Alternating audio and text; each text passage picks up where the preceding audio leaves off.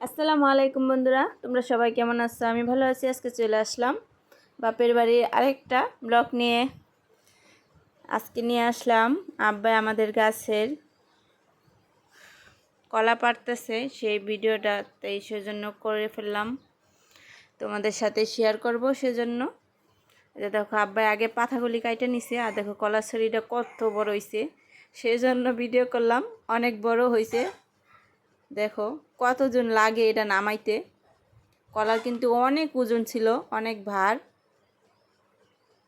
কলাগুলি অনেক বড় বড়, ছড়িটা অনেক বড় কলার। আমার ভিডিওগুলি যদি ভালো লাগে তাহলে প্লিজ সাবস্ক্রাইব করবা, লাইক করবা, কমেন্টস করবা, শেয়ার করে দিবা তোমাদের বন্ধুদের কাছে।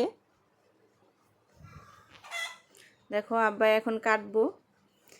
এর টানা দিয়ে ভাঙতে রাখছিল রশি দিয়ে, গাছটা বান খুললো, সবাই ধরছে। দেখো কত ওজন, অনেক ভার ছিল কলার। এখন দেখো আব্বাই কলা কাটবো, এগুলারে আলাদা আলাদা করবো। তোমাদের ভাইয়া কলা ধরে রাখছে, দেখো উনিও গেছিল বেড়াইতে আমাদের বাড়ি। যে আব্বা এখন কলা কাটবো। দেখো আমরা এখানে সব বোনেরা আছি, শুধু একজন ছিল না, বড় আপু ছিল না, সে শালু কুড়াইতে গেছিলো। দেখো পড়া যাব, বাড়ি কেউ ধরে রাখতে না, কয়জনে ধরছে দেখো শুধু। তোমাদের ভাইয়া দৌড়তেছে, দেখো ধরে রাখতে পারতেছে না। হ্যাঁ, চেহারার অবস্থা দেখো যে কতটা হইতে পারে। দেখো চেহারাটা করছে কি। আমার ছোট বোন ধরলো, আব্বাই কাটতেছে।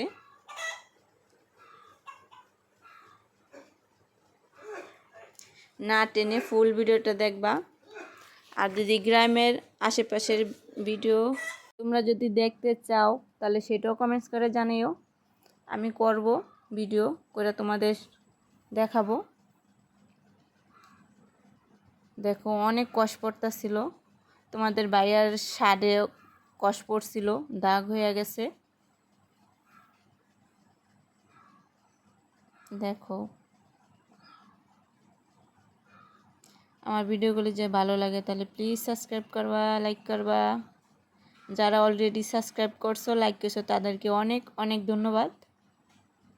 যারা এখনও করোনি তারা তাড়াতাড়ি করে দাও।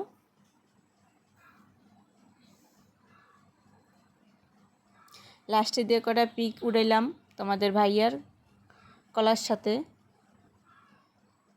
সেই পিকও কটা অ্যাড করে দিলাম। আজকে এই পর্যন্তই। তোমরা সবাই ভালো থেকো, সুস্থ থাকো, আমাদের জন্য দোয়া করো। পরে আবার চলে আসবো নতুন আরেকটি ব্লগ নিয়ে। আল্লাহ হাফেজ।